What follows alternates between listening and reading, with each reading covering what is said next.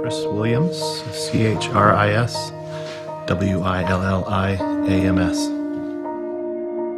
On February 9th, 2007, my family was hit by a drunk teenage driver, and killed in that accident was my wife, Michelle, who was expecting our fifth child, and then my second oldest son, Benjamin, and my only daughter, Anna. I've never felt so vulnerable in my life. I've never felt so crushed, spiritually, emotionally, and physically. Being from the Salt Lake City Police Department, told us that he had our son Cameron, told us that Cameron was intoxicated, that he'd been in an accident, but he was okay. And he told us as a result of the accident that 3 people had been killed.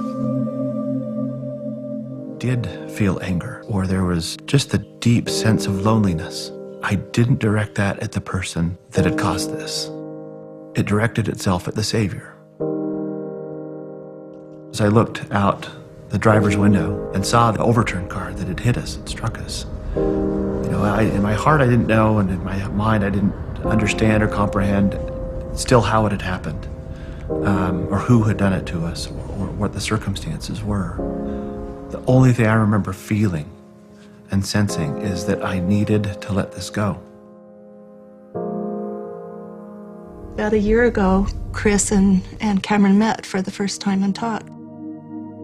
The first time that I met him, I was in a room and he walked in and he had a big smile on his face. And I had no smile because I'm facing the man, that I had done this to. He came and he gave me a handshake. He was completely willing to talk about what had happened that night, how he felt about it. Chris was able to say things that Cameron needed to hear. And he didn't mince words. He let him know how he was feeling, what it meant. He wants me to let go of what had happened. He wants me to pick a date and forget what had happened, just move on from what had happened completely. The marks of a genuine church.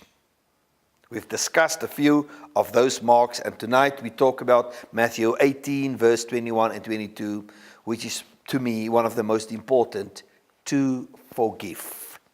Forgiveness. And it's very interesting. In the word forgiveness, the middle word is give. Forgiveness is a gift that you give. Read Ephesians 4, verse 32. Discuss that verse, because there is a concept of forgiveness that very few know. Forgiveness is worship. When you forgive, you are worshiping God for what He has done for you and what He is still doing to you. Read Genesis 50, verse 20, and discuss that verse. So forgiveness saves lives. The heart of love is to forgive. And if you forgive, you reflect the heart of the Father. So Peter asked the Lord, how many times must I forgive? 7 times? And he thought, well, that is really, really very good, because the Jewish law says 3 times. And in the Old Testament, you have a few verses that says, forgive 3 times and God forgives a 4th time. So he's doubling that figure. 6, adding the one that God will give. Must I forgive 7 times? And maybe he thought that Jesus would give him a pat on the back. But he was mistaken. No, Peter, not 7 times. 70 times 7. What? Lord, I cannot even count that far. What the Lord is actually saying is, there is no limit, no border to forgiveness. Forgiveness doesn't have any limits.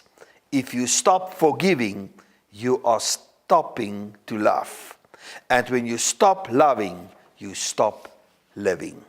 Jesus on the cross, naked, full of blood and flies, before the eyes of the whole world. But he says, forgive them.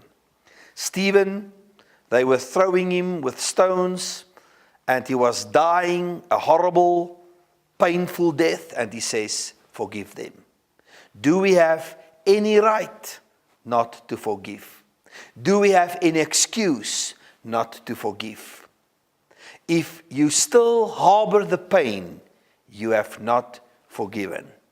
If you think about somebody and you still feel pain, you have not forgiven. If you forgive, you worship the Lord. If you forgive, you rob the enemy of all his weapons. So, read Matthew 6, verse 12 and verse 14, discuss it, and then conclude. Can we afford not to forgive?